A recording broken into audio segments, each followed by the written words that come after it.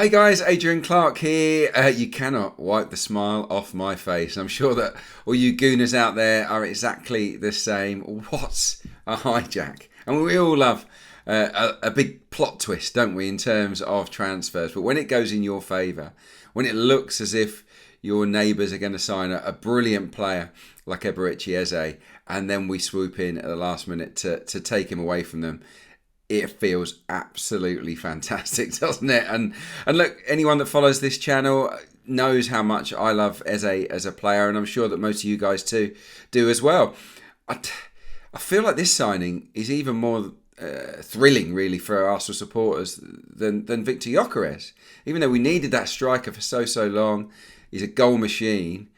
This seems to have really united the fan base. We all wanted to bring Eze back home. Obviously, he was in the academy until the age of 13. He's gone elsewhere. He's been brilliant, and he has earned this move. And he's going to be so hungry to make the most of the opportunity to take his game to the next level at Emirates Stadium. And I cannot wait to watch him wearing the red and white. And that Eze 10 shirt is going to sell out in seconds, isn't it?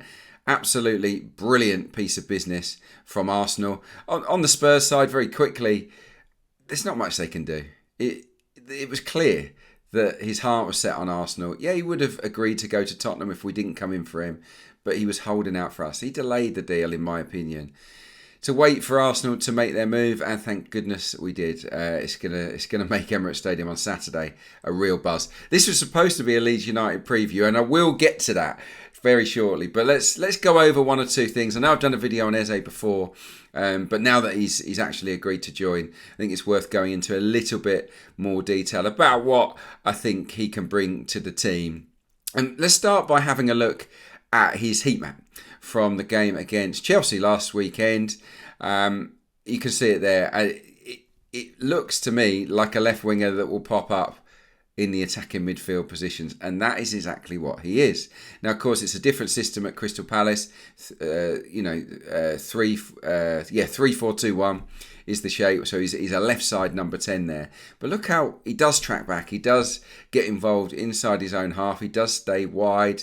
But crucially, Eze has always been a player that will drift infield into those central areas where he will get his shots away, and he'll cause all sorts of havoc. And obviously, he can play those brilliant passes and through balls to the striker as well.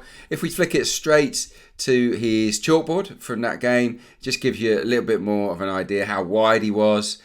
Just linking the play, one little switch of play there. But what you will see, well, you can't see it that clearly, but there are 6 shots there. I mean, 3 of them were from miles out, but he does love to get his shots away. So what I think the heat map and this chalkboard tell us is that he can absolutely fit in on the left-hand side without losing that threat that we've signed him for, which is, can he get in and around the D to fire his shots off, to beat a defender and slip a teammate in? Of course he can. Of course he can for Arsenal. And I'm super excited to see what he's going to do. And of course, when the play's building up on the right, we know Ødegaard loves it. He loves to go on that side. We were linked with Saka and Timber or White or whoever it is. That's his natural habitat. But if we can fizz a pass square into the central area, Eze will be there. He will drift infield between the lines and get hold of it under pressure, beat a player, and either slip in the striker or Saka or have a shot on goal. So he's a maverick. This team needed one.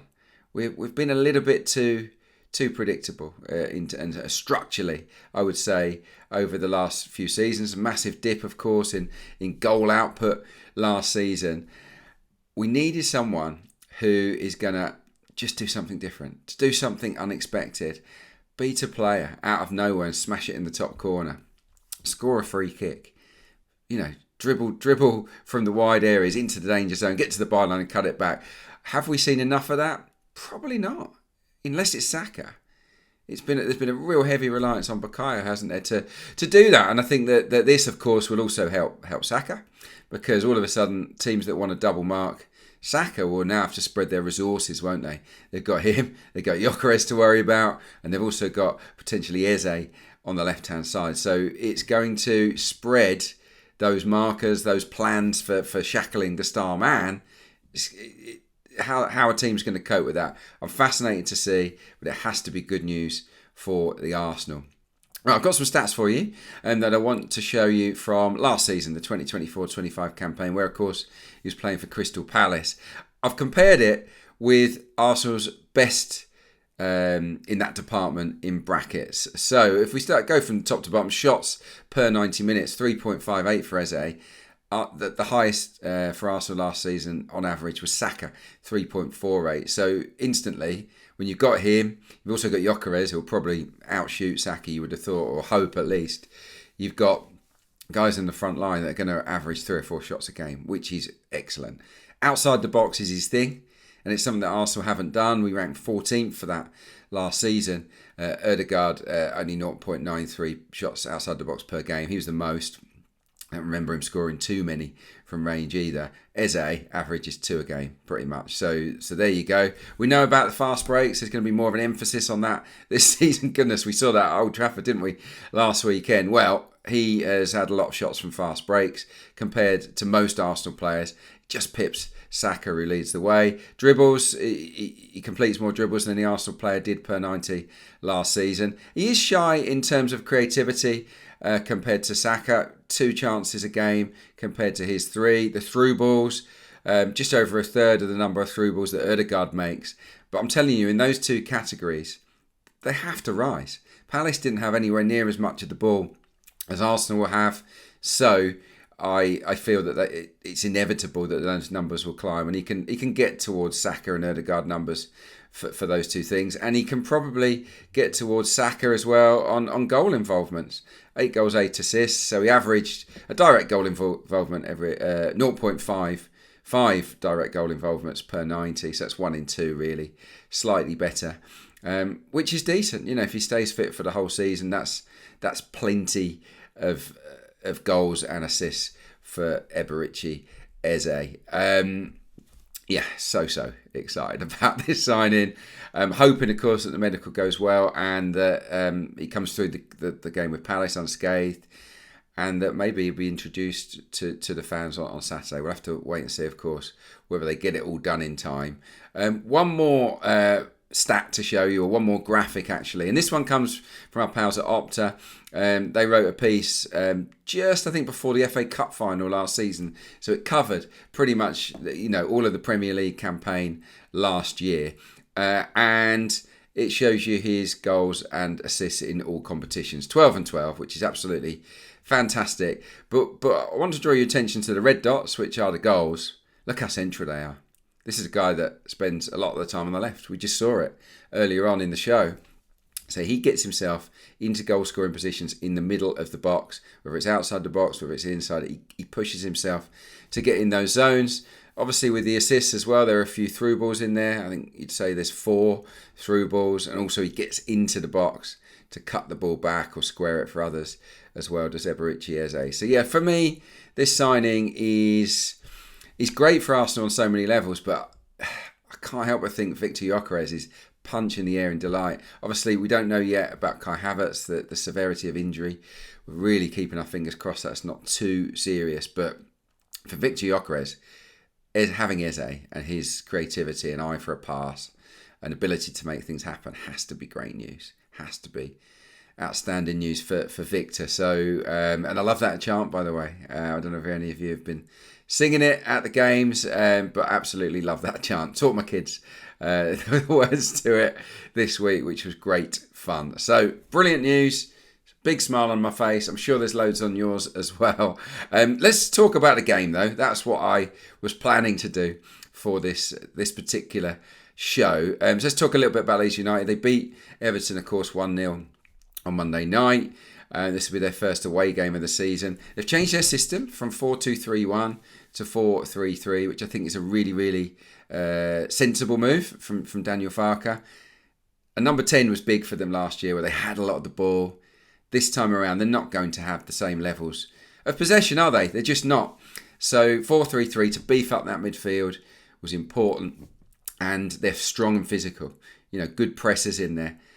Tanaka in particular is a really tenacious presser. They'll have the striker, Joel Peru, if he plays. He'll drop in as well without the ball, and he'll press relentlessly as well. They pressed so well, actually, against Everton in the first half that Everton had no shots at all. We're hopeful that's going to be different at Emirates Stadium, of course.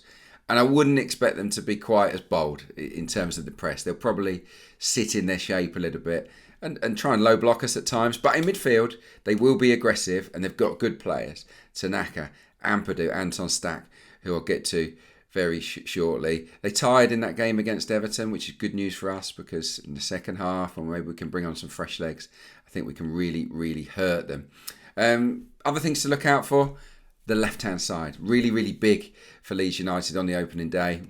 Willy Gnonto, you might remember him from the Premier League last time. Really tricky little winger. He plays down the left. They got a new left-back, Gabriel Gudmundsson.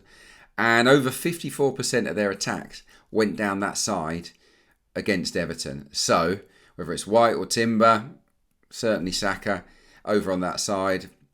Ødegaard, maybe Zubimendi on the cover. There'll be some moments where they raid down that flank. And we've got to be ready for it, of course. How can we hurt them? Obviously, we've got better players, Arsenal, and I would expect us to create a lot more chances than we did at Old Trafford and be a lot better on the ball than we were against Manchester United. It wasn't great. Covered that in my last video. But set pieces against have been a bit of a problem for Daniel Farke down the years, whether it was with Norwich or with Leeds in the Premier League, well, in the Championship with Leeds. They've been a brilliant Championship side, but they've always seemed to let in goals or concede chances from corners. Sometimes free kicks as well. But it's been a bit of an Achilles heel for them. And obviously that's one of our absolute strengths. 6 of Everton's 7 chances against them last Monday night came from dead ball situations, either corners or from free kicks. So that tells you that in open play they defended brilliantly. But it also highlights the fact that maybe there is a fragility there that we can absolutely take advantage of on the day. They've signed someone earlier on today. Noah Okafor has joined from AC Milan. He's a forward. He can play up front as a striker, which they absolutely need more depth in that position.